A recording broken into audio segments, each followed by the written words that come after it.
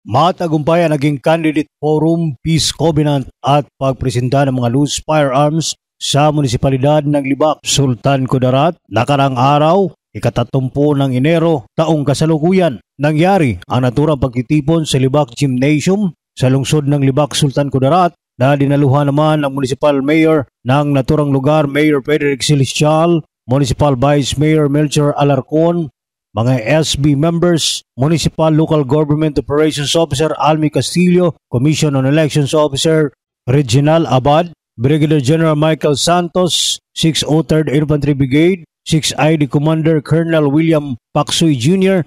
at Force Commander 2nd SKPFC, Police Lieutenant Jasper Garcia, kasama rin ang Libak MPS at Lieutenant Colonel Iron Gumawaw, Battalion Commander ng 57th IB at 6th ID.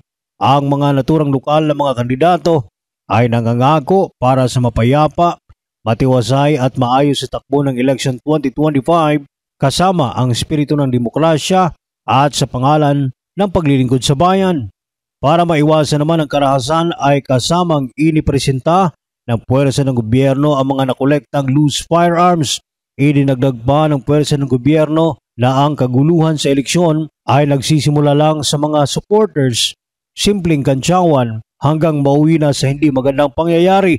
Ang nasabing candidate forum at peace covenant signing ay may iisang layunin, ang maging maayos, mapayapa, anuman ang maging resulta ng halalan sa nasabing lugar. Mula dito sa Libak, PBN Radyo Alternatibo, Ryan Villarino para sa Radyo Alternatibo Balita Nationwide.